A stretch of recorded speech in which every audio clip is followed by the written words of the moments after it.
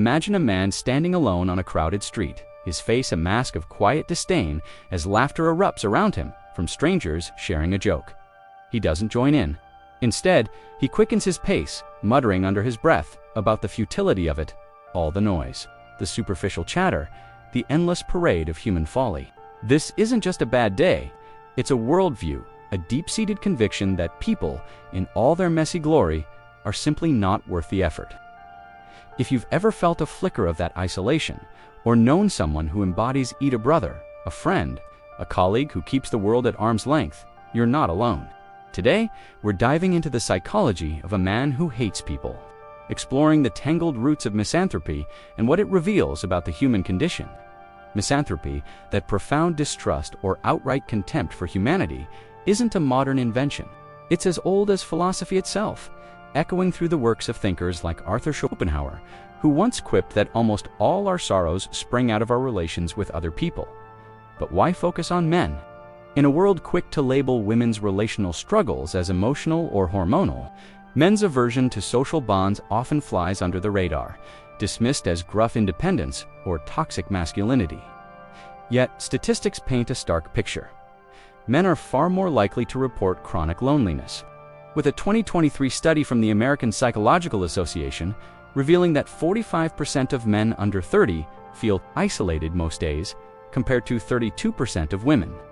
And when that isolation hardens into hatred, it doesn't just affect the individual, it ripples out, straining families, friendships, and even societies built on fragile threads of connection.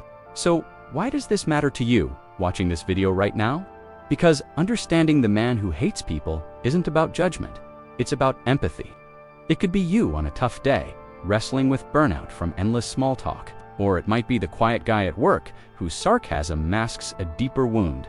In our hyper-connected yet profoundly lonely era where social media amplifies performative joy, while real bonds phrase this topic, cuts to the core of what it means to be human. Are we wired for solitude, or is hatred a shield against vulnerability? Here, as a surprising fact to chew on, evolutionary psychologists argue that our ancestors survived in tight-knit tribes, yet modern men, burdened by provider roles and stoic expectations, often retreat into isolation as a survival tactic gone awry. What if that hatred isn't innate cruelty, but a cry for a world that feels safer alone?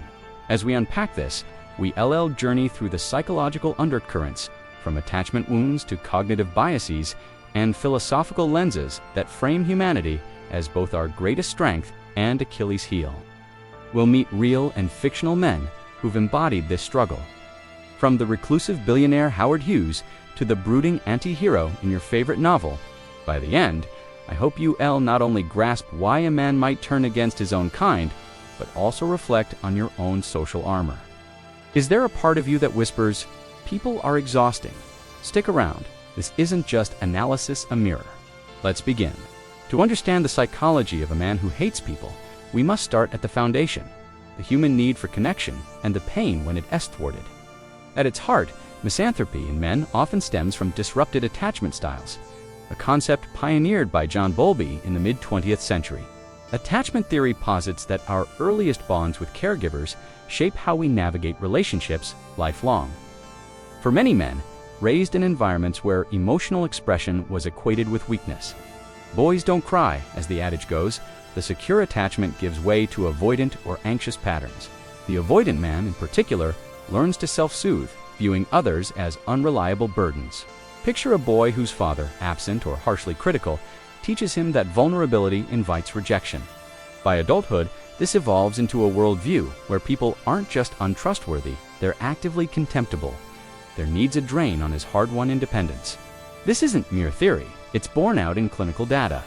Meta-analysis in the Journal of Personality and Social Psychology found that avoidant attachment correlates strongly with misanthropic traits, especially in men who report higher rates of interpersonal distrust. Enter the cocktail of hormones and culture. Testosterone, often glorified as the fuel of ambition, can amplify isolation when unchecked by oxytocin, the bonding hormone. Men with elevated baseline testosterone levels show reduced empathy in fMRI studies, perceiving social cues as threats rather than invitations. layer on societal scripts the expectation to be the stoic provider. The lone wolf who doesn't need anyone. It's no wonder that figures like Friedrich Nietzsche, in his essay on the genealogy of morals, railed against the herd mentality of the masses, championing the übermensch who transcends petty human entanglements. For Nietzsche, hatred of people wasn't pathology. It was a philosophical elevation, a rejection of mediocrity. But let's ground this in stories, because abstractions alone won't stick. Consider Ebenezer Scrooge from Charles Dickens' A Christmas Carol. On the surface, Scrooge is the archetype of the misanthropic man, humbugging his way through a world of holiday cheer. His heart a vault sealed against charity and companionship. Psychologically, Scrooge embodies what's known as learned helplessness, a concept from Martin Seligman's experiments in the 1960s, where repeated betrayals his partner's death, societal greed conditioned him to expect the worst from humanity. His famous line, "Are there no prisons? Are there no workhouses?" isn't just cruelty, it's a defense mechanism, a cognitive distortion that reframes other suffering as their own fault, sparing him the pain of empathy. Dickens, drawing from Victorian England's underbelly, illustrates how economic pressures exacerbate this. Men like Scrooge, thrust into cutthroat capitalism, internalize isolation as survival. Shifting to the 20th century, Howard Hughes offers a real-world case study in misanthropy's extremes. The aviation pioneer and filmmaker, once a dashing socialite, devolved into a germophobic recluse by the 1950s, barricaded in hotel rooms, with tissues over doorknobs and a staff forbidden from eye contact. Hughes' descent wasn't eccentricity. It was a confluence of trauma and paranoia. Orphaned young, he grappled with obsessive-compulsive disorder, OCD, a condition that, per DSM-5 criteria, amplifies threat perception. In men, OCD often manifests as contamination fears, turning social proximity into existential dread. Hughes' biographers like Donald L. Bartlett and James B. Steele in Empire, The Life, Legend, and Madness of Howard Hughes, detail how his hatred crystallized post-crash in 1946. Pilots who survived hailed him, but Hughes fixated on human fallibility, the mechanics' errors, the crowd's voyeurism. Philosophically, this aligns with Jean-Paul Sartre's existential nausea, where hell is other people, not as metaphor, but lived reality. Sartre argued in Being and Nothingness that our gaze objectifies others, reducing them to threats. For Hughes, that gaze became unbearable. Yet, misanthropy isn't monolithic. It shades into Gnosticism, where hatred masks grandiosity. The narcissistic man who hates people often views them as inferior extensions of his ego, unworthy of his time. Think of Patrick Bateman in Bret Easton Ellis. American Psycho, a Wall Street yuppie whose veneer of charm conceals ritualistic violence born of profound emptiness, Ellis drew from real pathologies. Bateman's misanthropy stems from what's termed malignant narcissism, blending entitlement with antisocial traits.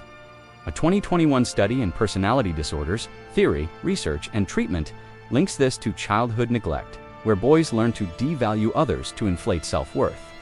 Bateman's monologues rambling on Huey Lewis while dismembering victims exposed the absurdity, hatred, as performance. A philosophical nod to Albert Camus' absurdism, where human interactions reveal life's meaninglessness. Delving deeper, cognitive psychology offers tools like attribution theory to unpack this. Leon Festinger's social comparison theory suggests men who hate people engage in downward social comparisons, fixating on others' flaws to bolster their own esteem. Anecdotes abound: the divorced dad at the bar, nursing a beer and a grudge. Generalizing his ex's betrayal to all women are users, this bias, amplified by confirmation bias-seeking evidence that affirms people suck, creates echo chambers. In therapy, cognitive behavioral techniques challenge this, but philosophy intervenes too. Arthur Schopenhauer's pessimism, rooted in Buddhist influences, posits the will to live as a blind, suffering-inducing force. Humans, driven by insatiable desires, clash endlessly. His essay on human nature counsels solitude as the wise man's refuge. Resonating with modern men scrolling Reddits or Misanthropy, a forum teeming with posts like "Why bother with friends when they'll just disappoint?" Case studies from clinical practice illuminate further. Dr. Irvin Yalom, in Love's Executioner, recounts treating Mike, a 40-year-old engineer whose misanthropy peaked after a corporate layoff. Mike's hatred wasn't abstract. It targeted idiots in meetings, a projection of his imposter syndrome. Yalom traced it to adolescent bullying, where Mike's introversion was weaponized against him, fostering alexithymia, the inability to name emotions. For men, this is epidemic. A 2022 Lancet Psychiatry review notes alexithymia in 50% of male therapy seekers, turning relational frustration into blanket contempt. Philosophically, this evokes Søren Kierkegaard's sickness unto death, despair from failing to become one's authentic self amid inauthentic crowds.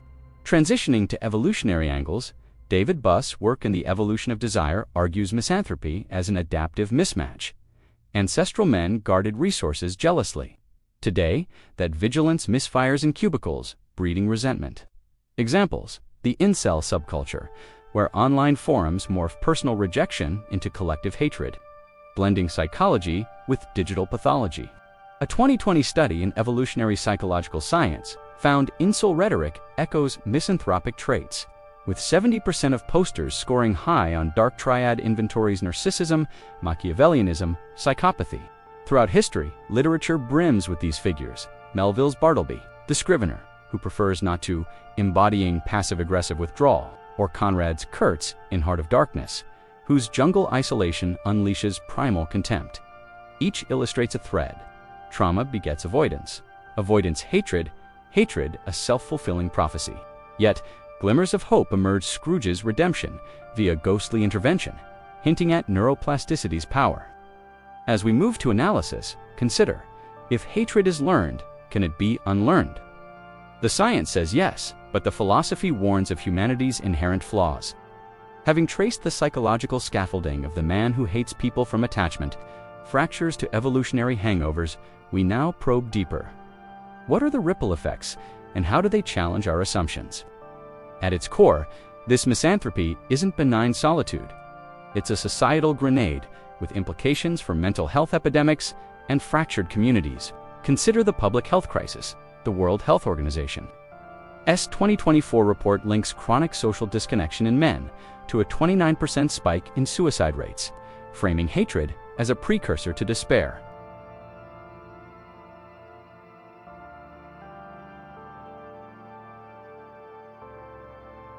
Philosophically, this evokes Thomas Hobbes' war of all against all in Leviathan, where unchecked self-interest devolves into mutual suspicion. A state we're inching toward in polarized times, with trust in institutions plummeting per Edelman Trust Barometer surveys. Gender nuances demand scrutiny. Why men?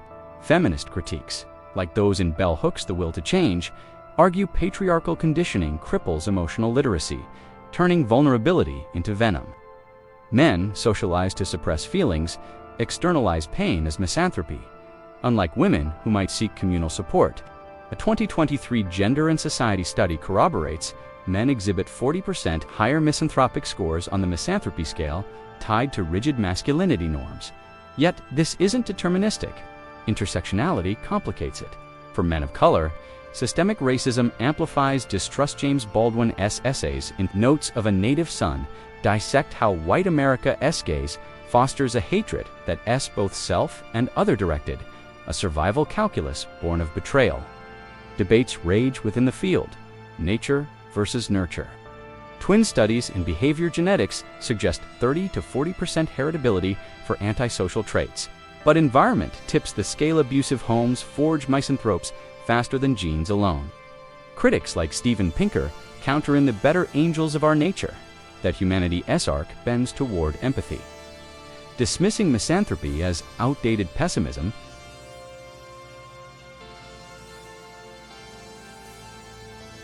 Sartre's existentialism offers a middle path: hatred as bad faith, a refusal to own one's freedom in relating to others.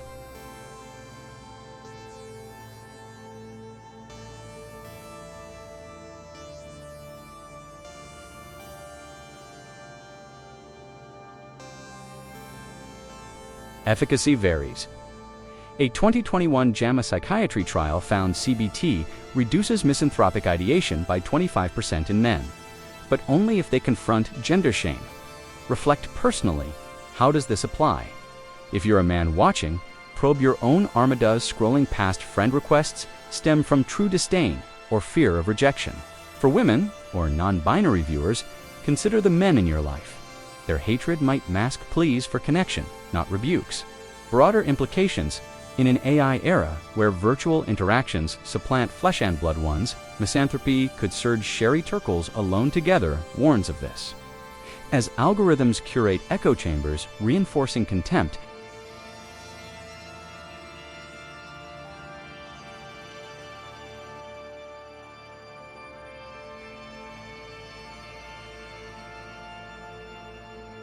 counter-perspectives enrich. Some philosophers celebrate misanthropic clarity. Diogenes, the cynic, living in a barrel, mocked Athenian pretensions, arguing hatred of hypocrisy liberates. Modern Stoics like Ryan Holiday in The Obstacle is the Way recast solitude as strength, not scorn. Yet empirical pushback, longitudinal data from the Harvard Grant Study, tracking men since 1938, reveals strong relationships as the top predictor of longevity. Misanthropes die younger. Their hatred, a slow poison. Encouraging reflection, ask, what if hatred is grief in disguise? For the man who hates every slight revives lost divorces, failures and processed due to cultural taboos. Bell Hooks urges love as action, challenging men to practice radical vulnerability. Debates on redemption persist. Can misanthropes change? Case studies affirm Hughes. Later lucidity, fleeting though it was, hints at neurochemical shifts via isolation's end. Philosophically, Camus' The Myth of Sisyphus posits revolt against absurdity through defiant connection, not retreat. In your life, this invites audit, inventory, relationships. Notice patterns of withdrawal. For society, it demands redesignments. Groups like the Mankind Project foster brotherhood, countering isolation with ritual. Debates on medication versus mindfulness abound. SSR is blunt paranoia, but mindfulness, per John Kabat-Zinn, cultivates compassion. Ultimately, this topic unveils humanity's paradox. We hate what we crave.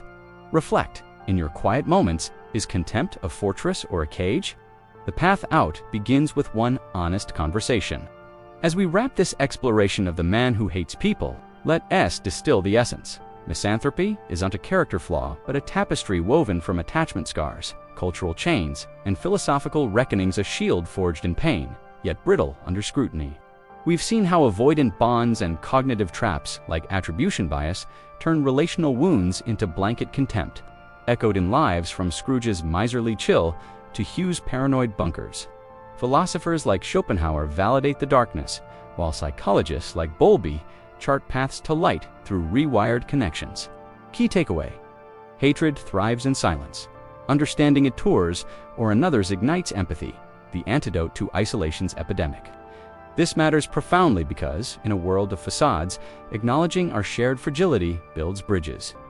Men, burdened by Stoic myths, deserve spaces to unpack without shame. All of us gain from societies that prioritize bonds over bravado. The 2024 loneliness surge isn't Fatit's a call to evolve, blending Sartre's authenticity with Seligman's resilience. So, what's your move? If this stirred something, a memory of retreat, a friend's distant gaze, share in the comments. Have you walked this path or witnessed it? What broke the cycle for you? Hit like if it resonated, subscribe for more dives into philosophy and psyche, and ring the bell. We're unpacking the mind one uncomfortable truth at a time. Until next, remember, people may weary us, but in their mess lies our mirror. Be kind to them and yourself. See you soon.